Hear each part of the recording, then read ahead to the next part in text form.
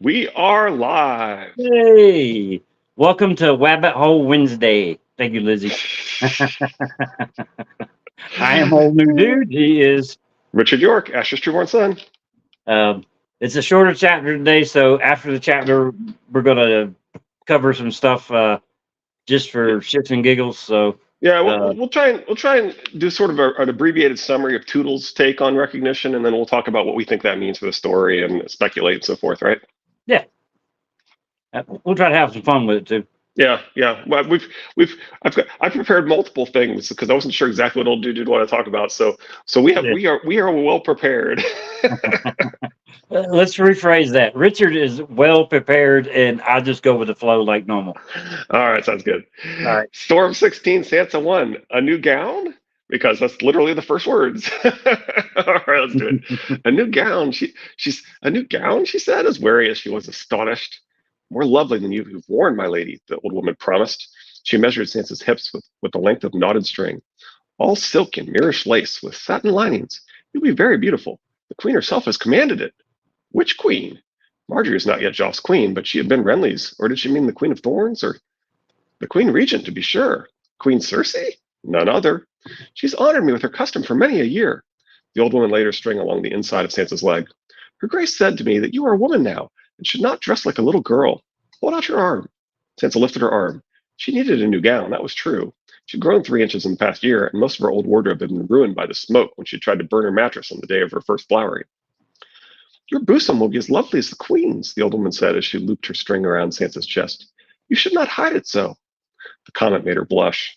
Yet the last time she'd gone riding, she could not lace her jerkin all the way to the top, and the stable boy gaped at her as he helped her mount. Sometimes she caught grown men looking at her chest as well, and some of her tunics were so tight she could scarce breathe in them. What color will it be? She asked the seamstress. Leave the colors to me, my lady. You will be pleased, I know you will.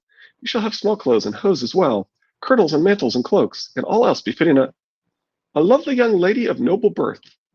She won't be pleased, and of course it's a bride, but although it will certainly be an appropriate color for a Stark of Winterfell. Yeah. Will they be ready in time for the king's wedding? Oh, sooner, much sooner. Her grace insists. I have 6 seamstresses and 12 apprentice girls, and we've set all our other work aside for this. Many ladies will be cross with us, but it was the queen's command. Thank her grace kindly for her thoughtfulness, Sansa said politely. She's too good to me. Her grace is most generous, the seamstress agreed as she gathered up her things and took her leave. But why? Sansa wondered when she was alone. It made her uneasy. I'll wager this gown is Marjorie's doing somehow, or her grandmother's. In a way, that's kind of true, I suppose, because, without their scheming to take her away, then she wouldn't be getting this gown. Yeah. Marjorie's kindness had been unfailing, and her presence changed everything. Her ladies welcomed Sansa as well.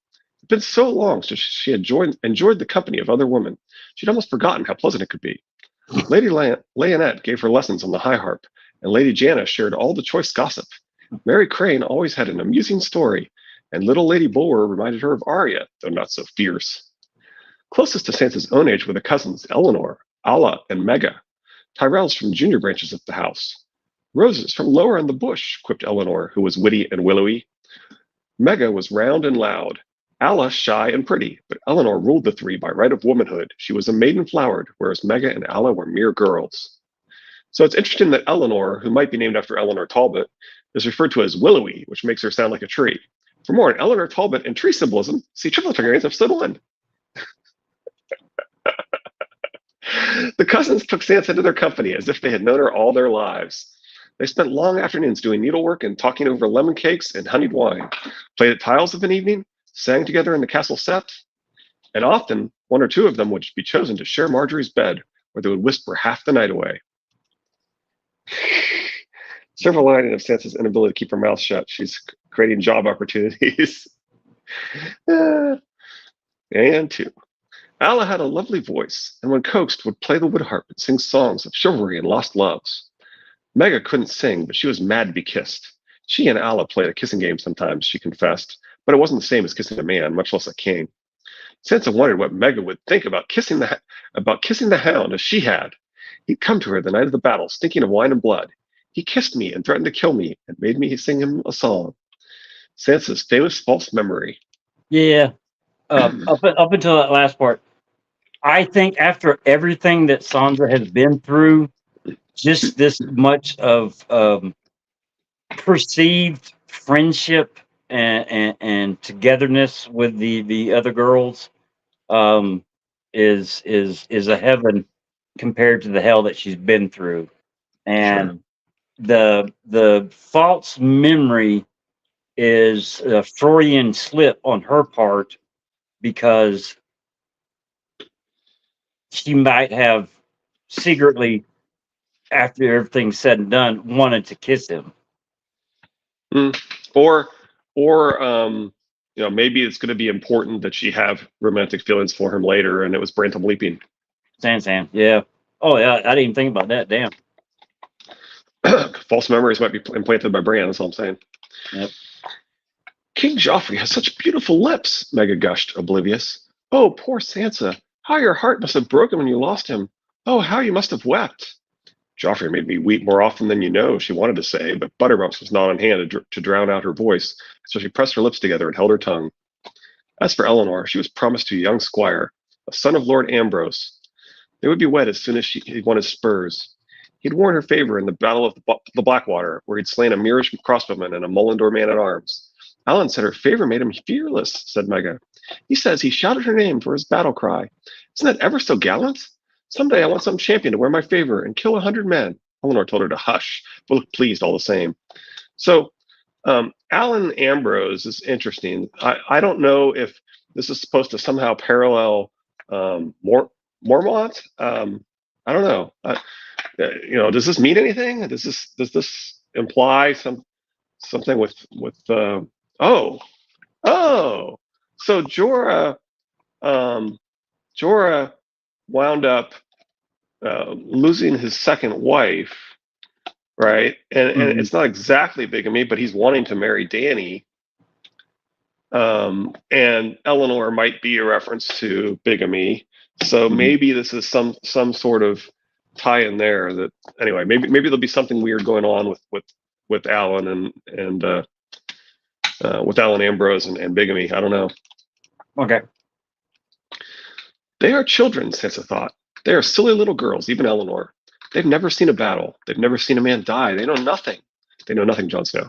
Their dreams were full of songs and stories, the way hers had been before Joffrey cut her father's head off. Sansa pitied them. Sansa envied them. Marjorie was different, though. Sweet and gentle, yet there was a little of her grandmother in her, too. The day before last, she'd taken Sansa hawking. It was the first time she'd been outside the city since the battle. The dead had been burned or buried. Hey, Mother Warren. Hey, mother.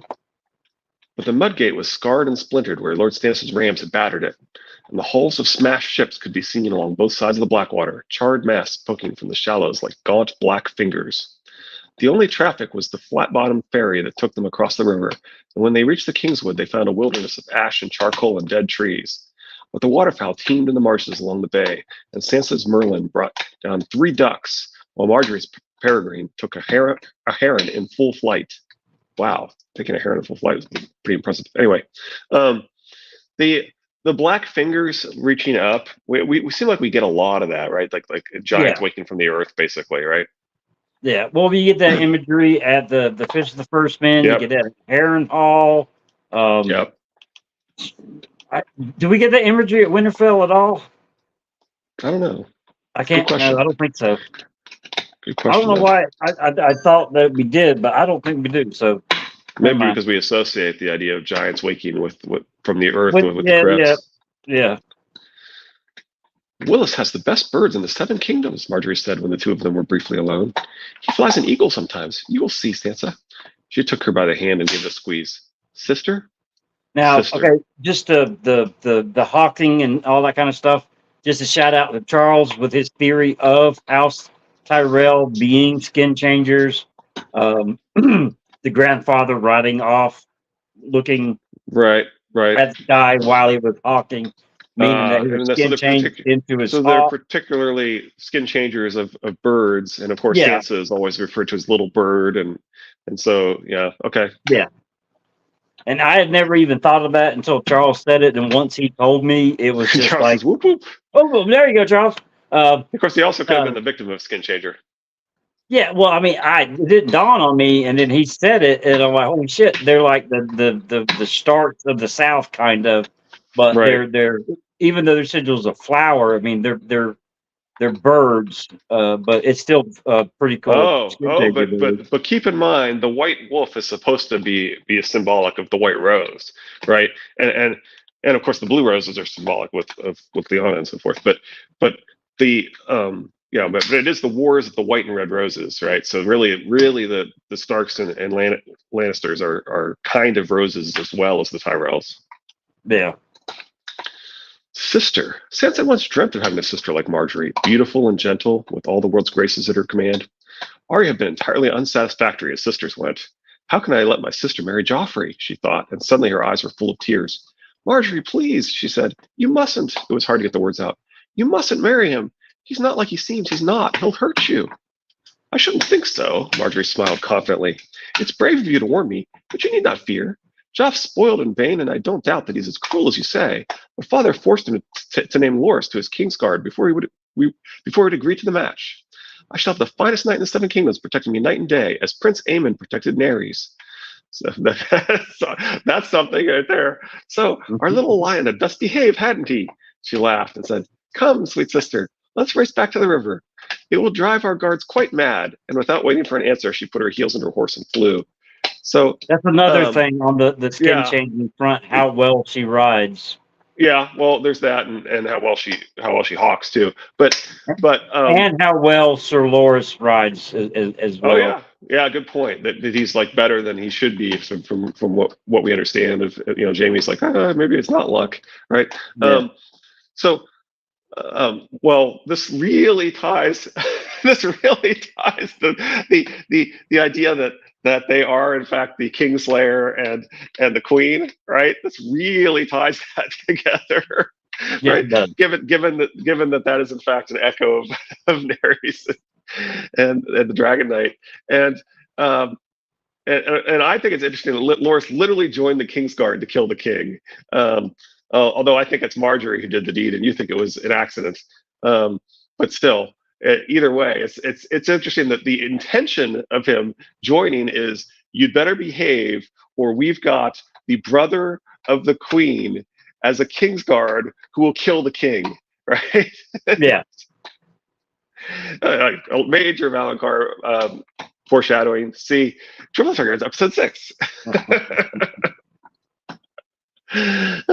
She is so brave, Sansa thought, galloping after her, and yet her doubts still gnawed at her. Sir Loras was a great knight, all agreed, but Joffrey had other Kingsguard, and gold cloaks and red cloaks besides, and when he was older he would command armies of his own. Aegon the Unworthy had never harmed Queen Nerys, perhaps for fear of their brother the Dragon Knight. But when another of his Kingsguard fell in love with one of his mistresses, the king had taken both their heads. 3! Sir Loras is a Tyrell, Sansa reminded herself. That other knight was only a Twain. His brothers had no armies, no way to avenge him but with swords. Yet the more she thought about it all, the more she wondered. Joff might restrain himself for a few turns, perhaps as long as a year, but sooner or late he will show his claws, and when he does, the realm might have a second Kingslayer, and there would be war inside the city as the men of the Lion and the men of the Rose made the gutters run red. So yes, Loras is a second Kingslayer, or Kingslayer with a gender flip, actually. See Triple Fingers episode 6. Anyway, I mean, just because it's heavy in this chapter, right? Anyway, yeah, Sansa was surprised that Marjorie did not see it too. She's older than me. She must be wiser. And her father, Lord Tyrell, he knows what he's doing, surely. I'm just being silly. No, they really do think they have a Kingslayer, like you just said. Anyway, yeah, when she told Sir Dantos that she was going to Highgarden to marry Willis Tyrell, she thought he would be relieved and pleased for her. Instead, he'd grabbed her arm and said, You cannot, in a voice as thick with horror as with wine. I tell you, these Tyrells are only Lannisters with flowers. I beg of you, forget this folly. Give your Florian a kiss, and promise to go ahead as we have planned. The night of Joffrey's wedding, that's not so long. Wear the silver hairnet and do as I told you, and afterward we make our escape. He tried to plant a kiss on her cheek. So this one specifically says cheek, but sometimes there's sloppy kisses, and it's ambiguous whether they're on her cheek or not. yeah. Now, we're specifically being told once again, the Tyrells are the Lannisters, right? It's really heavy. Yeah. Sansa slipped from his grasp and stepped away from him. I won't. I can't. Something would go wrong. When I wanted to escape, you wouldn't take me, and now I don't need to. Dantos stared at her stupidly. But the arrangements are made, sweetling. The ship to take you home, the boat to take you to the ship. Your Florian did it all for his sweet Jonquil. I'm sorry for all the trouble I put you to, she said, but I have no need of boats and ships now. But it's all to see you safe. I will be safe in Highgarden. Willis will keep me safe. But he does not know you, Dantos insisted, and he will not love you. Jonquil, Jonquil, open your sweet eyes. These Tyrells care nothing for you. It's your claim they mean to wed. My claim? She was lost for a moment. Sweetling, he told her, you are heir to Winterfell. He grabbed her again, pleading that she must not do this thing, but Sansa wrenched free and left him swaying beneath the heart tree. She had not visited Godswood since. That's 4. I didn't miss it. My hands were full. But she had not forgotten his words either. The heir to Winterfell, she would think as she lay in bed at night. It's your claim they mean to wed. Sansa had grown up with 3 brothers. She never thought to have a claim. With Brandon Rickon dead, it doesn't matter. There's still Robb. He's a man grown now, and soon he'll wed and have a son. Anyway, Willis Tyrell will have Highgarden. What would you want with Winterfell? So this last one is the point that we've discussed previously. The plan seems to be that they would have multiple children and be able to inherit both. So, Yeah. you think Littlefinger talks and or shares information with Dantos? He seems to know too much. Yeah, I would tend to agree. He definitely is aware that I do think. Well, I mean, he certainly knows that it's Littlefinger's plan to grab her, and he may have elaborated on more of his plans. I tend to think that's true. I still think it's very out of character for Littlefinger to trust Dantos at all. Yeah, that's true. With the drinking as prevalent as it is in the character. Yep, there is that. Sometimes she would whisper his name into her pillow just to hear the sound of it. Willis, Willis, Willis. Willis was as good a name as Loras, she supposed. They even sounded the same a little. What did it matter about his leg? Willis would be Lord of Highgarden, and she would be his lady. She pictured the two of them sitting together in a garden with puppies in their laps, or listened to a singer strum upon a lute while they floated down the meander on a pleasure barge. If I give him sons, he may come to love me. She would name them Eddard and Brandon and Rickon, and raise them all to be as valiant as Sir Loras, and to hate Lannisters too. In Sansa's dreams, her children looked just like the brothers she had lost. Sometimes there was even a girl who looked like Arya. She could never hold a picture of Willis long in her head, though. Her imaginings kept turning him back into Sir Loras, young and graceful and beautiful. You must not think of him like that, she told herself, or else he may see the disappointment in your eyes when you meet. Then how can he marry you then, knowing as his brother you loved? Willis Tyrell was twice her age, she reminded herself constantly, and lame as well, perhaps even plump and red-faced like his father. But comely or no, he might be the only champion she would ever have. So it's interesting that 100% that Littlefinger knew he was going to kill Dantos at the end. Yeah, absolutely. Yeah. But to trust him this long from the time that he first... No, I get your objection. Yeah, absolutely. But it sure seems like it's the case. Yeah. It's interesting that we've talked about how she's an echo of Ned and Catelyn, right? With Tyrion, and so she has set her mind that she's going to be betrothed to this great heir of a house, and instead she gets betrothed to someone who's supposed to be becoming the Lord of Winterfell, who's shorter. Well, there's that, and she's marrying the second son that Ned was. Right. Right. Once she dreamed it was still her marrying Joff, not Marjorie, and on their wedding night he turned into the headsman ill in pain. She woke trembling. She did not want Marjorie to suffer as she had, but she dreaded the thought that the Tyrells might refuse to go ahead with the wedding. I warned her, I did. I told her the truth of him. Perhaps Marjorie did not believe her. Joff always played the perfect knight with her, as once he had with Sansa. She will see his true nature soon enough, after the wedding, if not before. Sansa decided that she would light a candle to the Mother above the next time she visited the Sept, and ask her to protect Marjorie from Joffrey's cruelty. Perhaps a candle to the warrior as well for Loras. She would wear her new gown for the ceremony at the Great Sept of Baelor, she decided as the seamstress took her last measurement. That must be why Cersei is having it made for me, so I'll not look shabby at the wedding. She really ought to have a different gown for the feast afterward, but she supposed one of her old ones would do. She did not want to risk getting food or wine in the new one. I must take it with me to Highgarden. She wanted to look beautiful for Willis Tyrell. Even if Dantos was right, and it is Winterfell he wants and not me, he still may come to love me for myself. Sansa hugged herself tightly, wondering how long it would be before the gown was ready. She could scarcely wait to wear it. Up next, Storm 17, Arya 3. My father was master of horse, remember? Excuse me. Sansa's worrying So, about looking at Willis and being disappointed. yep, She's in for a big disappointment when it comes absolutely. to Tyrion. Yep. So, I had prepared a few things. I sent you Yeah, I um, saw. I sent you the list of aliases in A Song of Ice and Fire by taking a list of characters from Westeros.org and filtering it to the ones that had called in it, and that was 223 people. And I sent you a list of Arya's nicknames, right? Yeah. And that's a lot. It's Horseface, Underfoot, Arya, Lumpy Head, Lumpy Face, Stick Boy, Rabbit Killer, Weasel, the Ghost in Harrenhal, Nymeria, Nan, Squab, Squirrel, Wolf Girl, Salty, Cat of the Canals, Blind Beth, the Blind Girl, the Night Wolf, the Ugly Girl, uh, Mercedes, and Mercy. Oh, that's the long name of Mercy. Okay, okay. So that's from One's Winter. She's Mercy in One's Winter. She has more Anyway, names than anyone in the book, right? probably. I didn't go Yeah. through it and look at every single alias of every single character. I just Yeah. pulled the list of 223 characters. But Yeah, then I well, I thought, think that the three that you think of right off the get go are Arya, Dany, and Tormund with the nicknames. oh yeah, I also sent you the list of titles, didn't I? I forgot about that. Yeah, so you've got, for example, you got Stannis of House Baratheon, first of his name, King of the Andals and the Royal and the First Men, Lord of Seven Kingdoms, Protector of the Realm, Lord of Dragonstone, King of the Narrow Sea, Warrior of Light, the Lord is Chosen, Azor High, Son of Fire, the King of Still Cared, King of the Wall, Lord of Storm's End, Lord of the Stormlands, King of Westeros. Dany, Daenerys Stormborn, Daenerys Targaryen, the Unburnt, Mother of Dragons, Mother Misha, the Silver Queen, Silver Lady, Child of Three, Daughter of Death, Slayer of Lies, Bride of Fire, the Dragon Queen, Queen of the Andals and the Royal and the First Men, Lord of the Seven Kingdoms, Khaleesi of the Great Grass Sea, Breaker of Shackles, Breaker of Chains, Queen of Marine, Princess of Dragonstone. Hizdahr Lorak, 14th of that noble name, King of Marine, Scion of Gis, Octarch of the Old Empire, Master of Skazadan, Consort to Dragons, Blood of the Harpy.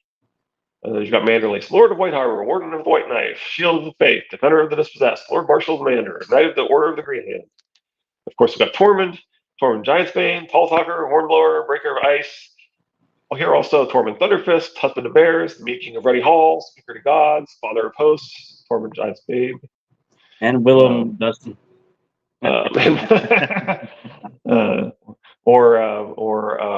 Order of the Green Hand thinks it's the White Bull, although you've convinced me that that's incorrect. Balon Greyjoy, the ninth of his names, is the Grey King, Iron King, Invader of the North, King of the Iron Islands in the North, Lord of the Iron Islands, King of the Salt and Rock, Son of the Sea Wind, Lord Reaper of Pike, King Crabs, Balon the Brave, Balon the Blessed, Balon the Twice Crowned, the Kraken King. Anyway. Yeah. So, but what I thought we would talk about would be an abbreviated version of Toodle's take on recognition. Yeah. He's not so big. Sorry, I cannot stop yawning right now. Anyway, so let's do an abbreviated version of people not recognizing people from Toodles.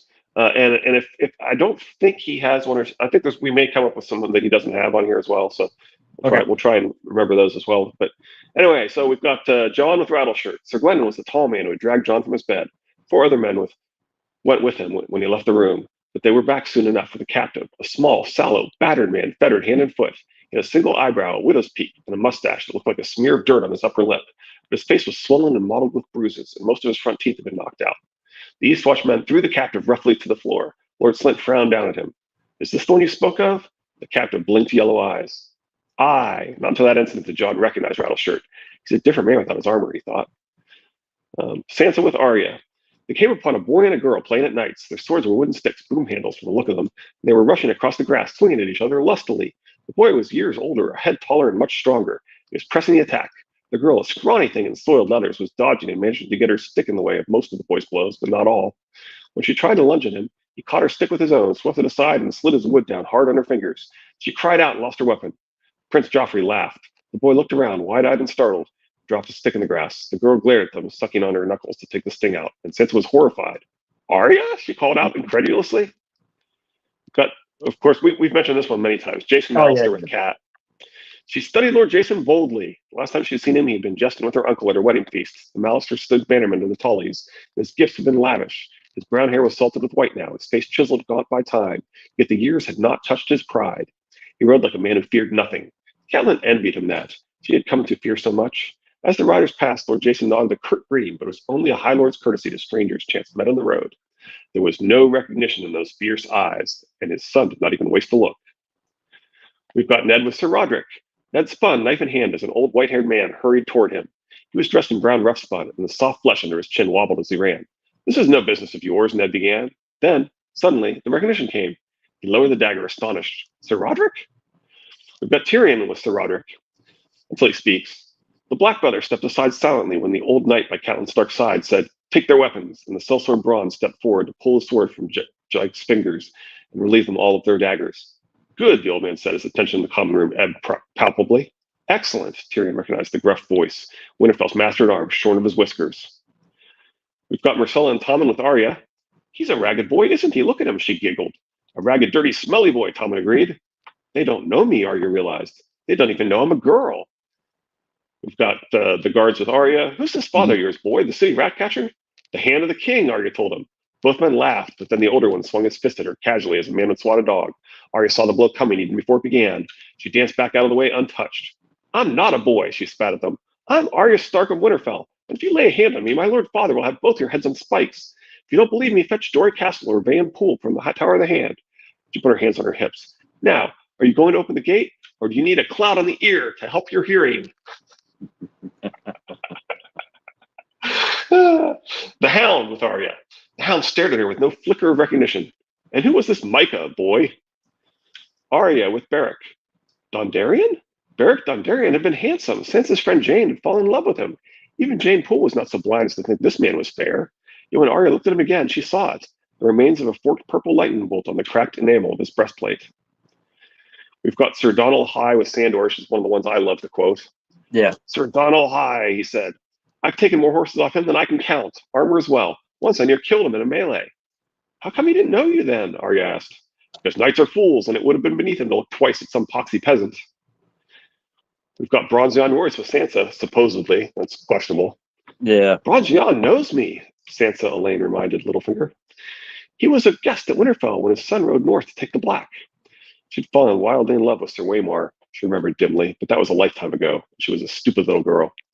No, it's not the only time. Lord Royce saw Sansa Stark again at King's Landing during the Hands tourney. Peter put a finger under her chin. That Royce glimpsed this pretty face, I do not doubt, but it was one face in 1,000. A man fighting an attorney has more to concern him than some child in the crowd. And at Winterfell, Sansa was a little girl with auburn hair. My daughter is a maiden, tall and fair, and her hair is chestnut. Men see what they expect to see, Elaine. We've got Tyrion as a boy. Men see what they expect to see, Varys said as he fussed and pulled. Dwarfs are not so common a sight as children, so a child is what they will see, a boy in an old cloak on his father's horse, going about his father's business. We've got Tyrion with Varys. Behind her stood one of the begging brothers, a portly man in filthy patched robes, his bare feet crusty with dirt. The bowl hung about his neck on a leather thong where a septon would have worn as crystal. The smell of him would have gagged a rat. Lord Varys has come to see you, Shay announced. The begging brother blinked at her, astonished. Tyrion laughed. To be sure, how is it that you knew him when I did not? She shrugged. It's still him, only dressed different. A different look, a different smell, a different way of walking, said Tyrion. Most men would be deceived. And most women, maybe, but not whores. A whore learns to see the man, not his garb, or she turns up dead in an alley. We've got Ned with Varys. Who are you? Ned asked. A friend, the cowed man said in a strange, low voice. We must speak alone, Lord Stark. Curiosity was stronger than caution.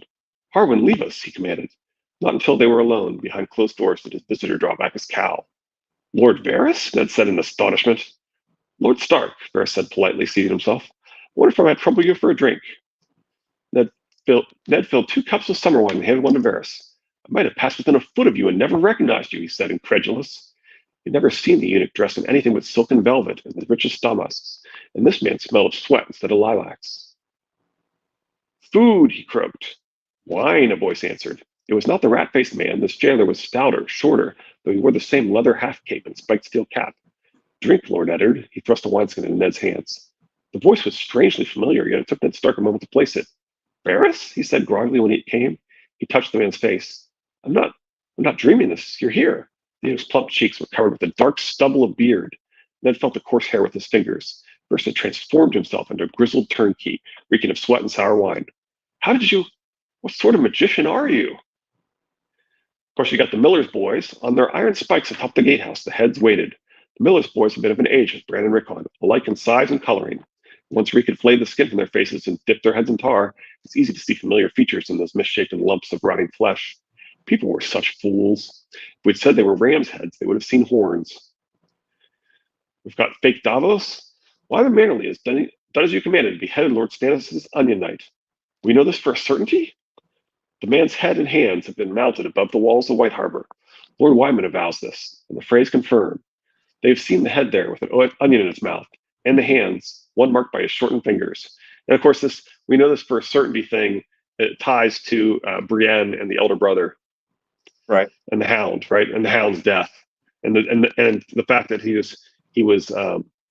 was placed in a grave that's a cairn that's almost identical to the graves that Ned claims that he put the three Kingsguards in. Yep. Cersei with Tywin, but twin. Sorry, funny typo. Actually, she is kind of slow to recognize Jaime when he gets to King's Landing as well, and that's not in here. Right. For a moment, she did not recognize the dead man. He had hair like her father, yes, but this was some other man, surely a smaller man and much older. His bedrobe was hiked up around his chest, leaving him naked below the waist. The quarrel had taken him in his groin between his navel and his manhood, and was sunk so deep that only the fletching showed. His pubic hair was stiff with dried blood. More was congealing in his navel. We have Asher with Christopher Botley. So thick was his beard and so crusted with ice that for a moment Asha did not know him. Then it came. Triss, she said. We've got Theon with Asha, obviously. The pimples went when the breasts came, she explained while she tussled with the dog. But I kept the vulture's beak.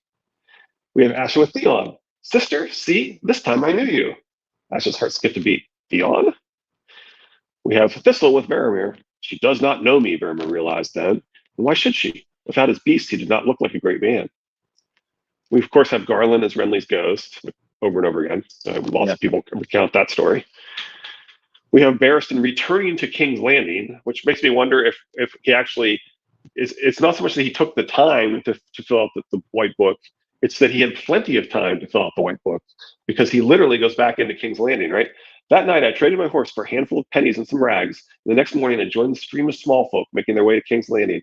I'd gone out the mud gate, so I returned to the Gate of the Gods with dirt on my face, stubble on my cheeks, and no weapon but a wooden staff. In rest-spun clothes and mud-caked boots, I was just one more old man fleeing the war. The Goldcloaks took a stag for me and waved me through. King's Landing was proud of small folk who'd come seeking refuge from the fighting. I lost myself amongst them. I had a little silver, but I needed that to pay my passage across the narrow sea, so I slept in septs and alleys and took my meals in pot shops.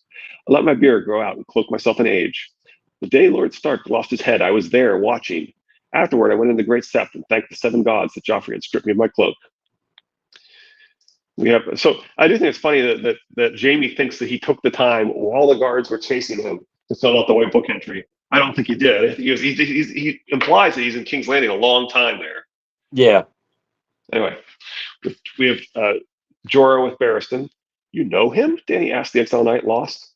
I saw him perhaps a dozen times, from afar most often, standing with his brothers or riding in some tourney. But every man in the Seven Kingdoms knew Barristan the Bold. We have Barristan and Dany with the Titan's bastard. Your Grace, Arstan knelt. I am an old man and shamed. He should never have gotten close enough to seize you. I was lax. I did not know him without his beard and hair. No more than I did. Dany took a deep breath to stop her shaking. We have Rosamund as Myrcella. Rosamund doesn't truly favor me, but when she dresses up in my clothes, people who don't know us think she's me. We have Jaime returning to King's Landing. The man did not recognize the bearded one-handed knight with the big bat on his shield, no more than any of them. So he said things he might otherwise have swallowed had he known who was listening. And as I said, that includes Cersei. Yeah. We have Tyrion with Jaime. Either Tyrion never saw him there, or he did not know him, but that was no surprise. Half the court no longer seemed to know him. I'm a stranger in my own house. We have Osmond with Jaime. Sort of. This is more like the guards with Arya, really. My pardons, my lord. I did not know you. I have the honor to be Sir Osmond Kettleblack. We have Jaime with Jaime. Sir Jaime, he said, had you looked like this the other night, I'd have known you at once.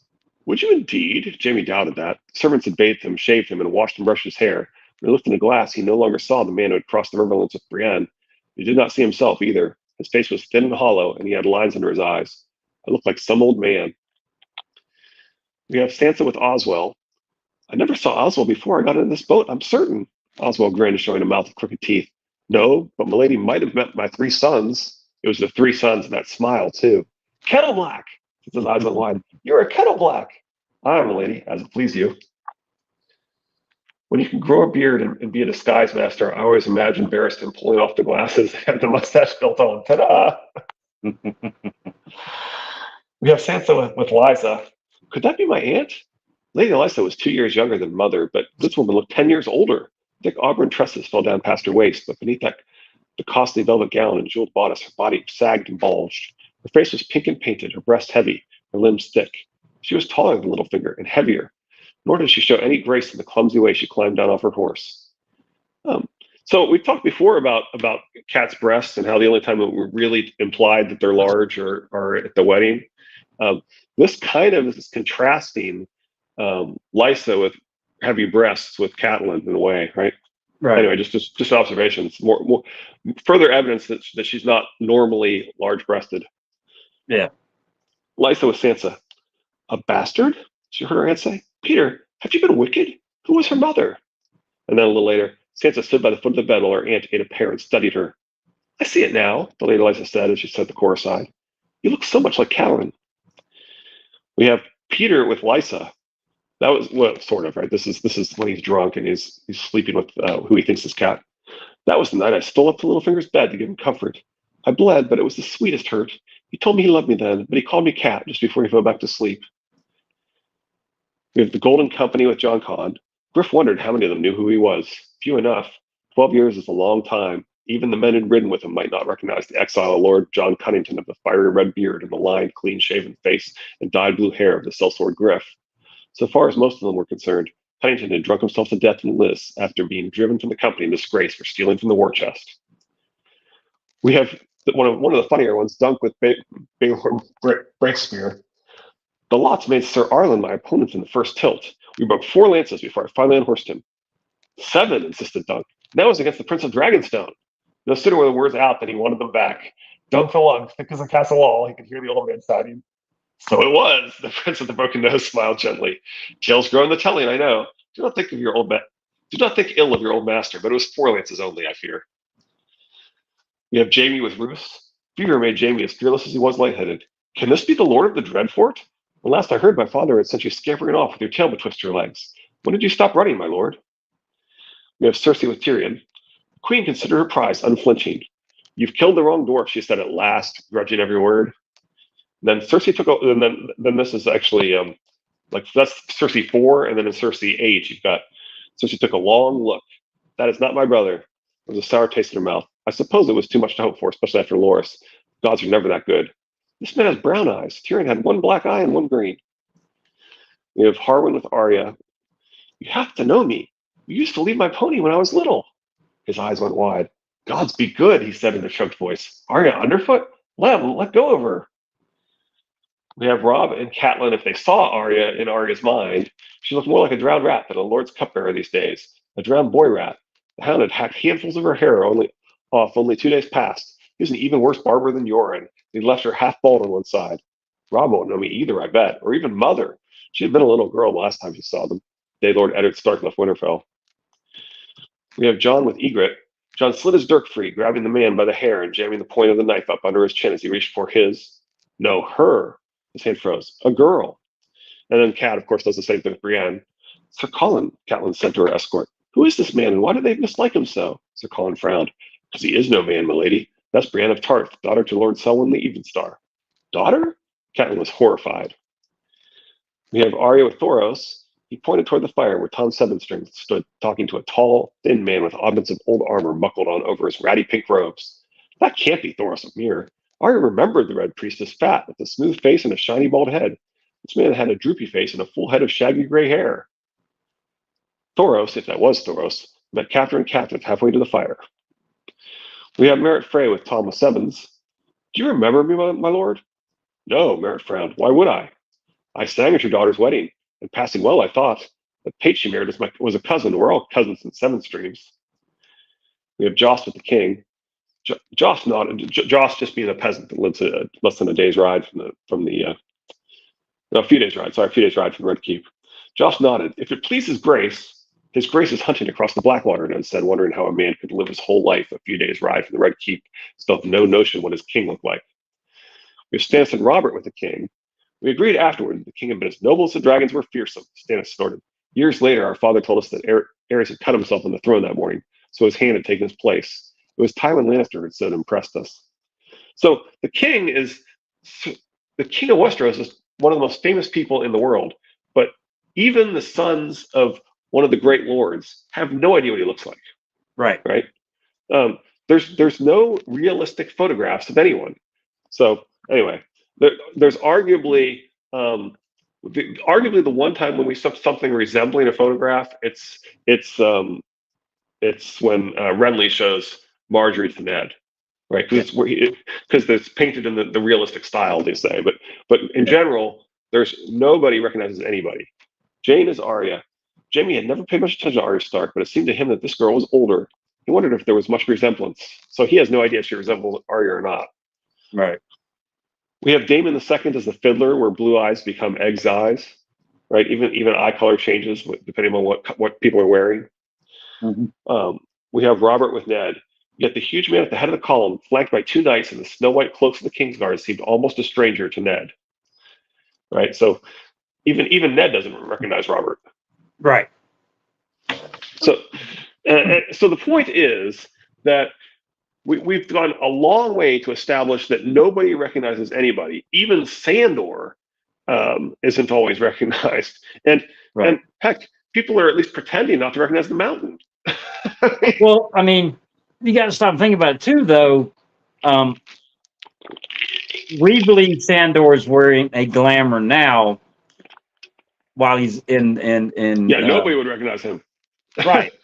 But I think all of these non-recognition situations throughout the book, and then the plainly obvious glamour situations, that George I think he sneaks in glamour situations. Absolutely. It's sure that we don't know that Varys is a magician, right? He studied all the magic, all the conjurer's tricks. That means he studied glamour. And he describes the disguises as working like glamour. He's really astonished that somebody could see through it, right? I absolutely think that some of them are glamours that we're not told are glamours. I think that's true. Right. And they're conflated with each other. The concept of being disguised and expected versus glamours, they're deliberately tied together in how they work, right? Disguises versus right. And I noticed we didn't even mention Tatters in there, right? So Tatters is able to just go completely incognito when he takes off his cloak. And part of the point might be that there's lots of Kingsguard running around that nobody's recognizing, right? One of the most blatant of these is Sandor going to see. And again, like you said, it could be glamour, it could be not. They're kind of equated in this in the way they work and so forth. But we have Sandor, supposedly the only living former Kingsguard, right? Well, no, Varys is too. Okay, so one of only two, both of whom go unrecognized by people who know them well, right? I mean, I guess it's debatable. Jorah's seen him a dozen times, usually not up close, but the implication is sometimes up close, right? And then you've got, obviously a knight that more times than Sandor can count. He's had dealings with, and Sandor is the most recognizable person on the planet.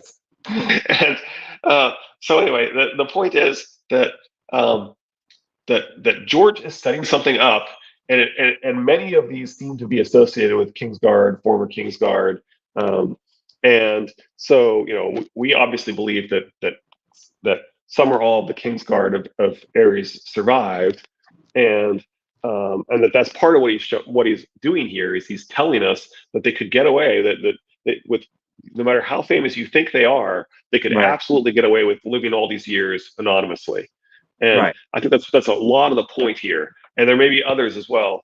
Yeah. Well, Um, I mean, we disagree. we can definitely. That's part of the point, Lady Thistle, is people complain that the fandom does this and says this person is this person, this person is this person, and there's all these theories out there. And my point is because George is setting that up. No, sorry, you Well, were gonna say something. yeah. We disagree on the Sir Arthur Dane Mance Raider. What You're we would saying it's disagree just on that whether nobody glamour is necessary, recognizes Sir Arthur Dane to begin with, so he's just right? walking around as Mance Raider. Where I say that Mance Raider is a glamour, not that. Granted, I agree that Sir Arthur Dane could probably go on and nobody would recognize him, but Mance Raider is an identity that people be in the free folk. Mance Raider, the people, he needed an identity that the free folk would buy. Oh, he's a crow come down, now he's the king beyond the Yeah, wall. and you're thinking Where maybe if it was he even some swapped southern with person somebody who from, really was there. yeah, if it was some southern person from Dorne, um, uh, to just jump over the wall and say, "Hey, Oh no, no, he I'm a definitely crow was a. come down." There definitely was that whether it's somebody he swapped with or whether it was actually almost There has to be him was because a he has the Mance memory. Raider for Well, he has sure. the memory, so it has to have been him actually, right? So Yeah, he was at Winterfell, right? As a knight of the king's, or well, that too, but not officially, as the sworn brother of the Night's Watch, rather than the sworn brother of the Kingsguard. now see, Anyway, I was thinking about that, and I need to go back and reread and see if he does not pull a little finger and the king is dead type situation where Sansa gives all the information to Littlefinger about what had happened. Uh, where he guesses what happened. So somebody, I'm sure someone came and touched your hairnet, and oh, she wouldn't. well, She's so yeah, your idea still works. It could just be that he swaps with specifically with a guy who's at the yeah. Well, I mean, who when is a the when ranger, yeah and then when and then does this stuff, right? I mean, but I prefer I personally prefer the idea that it's just the recognition thing, but it's certainly clear that he's conflating these two concepts, right? He's yeah. he's Well, I definitely mean, saying, Mance Raider is the perfect person for Sir Arthur Dane to become because he is born by a wildling woman. So that gives him ties to the wildlings north of the wall by a crow and is made a crow because that's where he was raised. And then, given the opportunity, he flies down from the wall and says, "Okay, I never wanted to be a crow, anyways. I mean, this made me do it. Blah blah blah," and pulls a Arthur Dane on the free folk into them making him king right. beyond the wall. Well, we definitely agree on a lot of this anyway. A lot of stuff. Whether Yeah, I there's just a don't think couple glamour is of necessary. yeah. And I think OSHA's implied that that's actually not true, that there was no Mance Raider born north of the wall. Anyway, You shut your mouth. she's that's what OSHA implies. OSHA implies that's a phony backstory. And of course, that phony backstory is given up to us by another shrewd-eyed brother. See triple tickets, episode 6. Yeah. one who John is constantly calling sir, at least twice. He calls him, or lord, my lord. He's called my lord twice, right? And I do like Lady Thistle and Tool's idea that means that he's got to be the man whose name is Spear Leader. Um, I anyway, agree. and especially given and I understand why the Green Hand objects to that, but I think they're wrong. I think it's been implied that more often than not, the nicknames of the people at the wall are the opposite of what they look like, right? And so the White Bull may have been an ironic nickname given to a guy that looks like a spear, Yeah, it's true. because it's kind of that's what they're kind of telling you over and over again, right? Is you look at all the size-based nicknames, especially the ones of people associated with the Night's Watch, and Yeah. they're all opposites. Well, I mean, take Giant is Jamie. I small, mean, small Paul is big. I mean, they're almost all like that. giant is small. I mean, we'll look at Jamie. Jamie is called the Kingslayer, but he's actually the Kinslayer because he killed his father. The Kingslayer title is to mask the Kinslayer part of it. See, each other's dragons have survived. There you go. I set it up and you spiked it. There we go. Anyway, so Yeah. any other people you want to speculate on? Is there anything you want to? Um. Did I talk about the other thing that Preston? I don't think I mentioned it yet. No. Go ahead. I mean, you and I talked about it, but I don't know that we've mentioned it live. So another thing that Alex and Preston were talking about. His skins does Vermeer have? And just think, at one point he's probably known as Vermeer Foreskin. Anyway, Well, that's like how many children does Scarlett O'Hara have? anyway, loving Bond reference. There's a so the language ties Dany's weddings to the Stark wedding that we see, which is officially Arya, but not really Arya. It's Jane Pole. But so they were speculating that this indicates that Dany is fake, and we agree. But I think it implies that Dany is a Stark, right? Yeah. She's got the pearls, the pearl inlay stuff, and the uncomfortableness of the bride and the inappropriate weather of the bride with the cloak in one wedding, and she's got the purple the purple color scheme highlighting her eyes, and you've got Jane with the gray eyes and the Stark colors, and the non-gray eyes and the Stark colors. So you've got Jane being like the opposite of her in that regard, right? Is that she's supposed to have gray eyes, supposed to be. So anyway, both of her weddings get tied with lots of the language back to the Arya wedding, and as I said, they claim that that's because she's fake.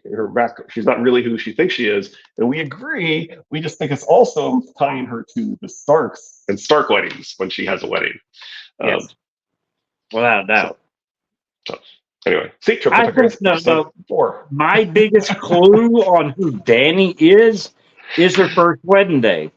It is when she is set on top of Silver, her horse, and we're told. I mean, Arya, Lyanna. I mean, they're fucking.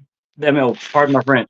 So I usually don't cuss on her much. We're told how much of a horse person that they ride like they are one. They're like centaurs. Right. It's just she shares a single mind, we're told, and she gallops immediately. And she specifically told us that she's barely ever ridden, right? She says she was a fair rider, and she basically says she's barely ridden a horse at all. And I've mentioned before about her brother saying she smelled like the stables.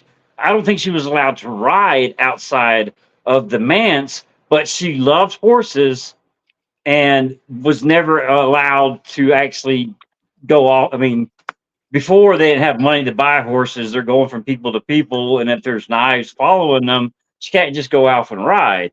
So she can't really ride. And then now this man has given her a horse. She's put on it. She's timid, and then boom, damn. She's like galloping. The best horse rider in the world all of a sudden. Galloping and jumping over fire, and yeah. Yes, I mean it's a direct tie to the Starks and Lyanna and Arya. And first we learn about Dany is that she smells like the stables. Yeah, she said it. Yep. But yeah, she smells like it. But I don't think she was allowed. I mean, guaranteed. No, she tells us. So she specifically tells us that she's barely ridden at all. Yeah. And then we see her ride. She says something like, I'm only a fair horseback rider because I've barely ridden at all, or something along those lines. Yeah. And middling or fair, something. I can't remember which term she used. I can probably track it down, but I don't think it's that important to track down the specific language. But as you said, that she immediately gallops and jumps over fires and things that would take many years to learn.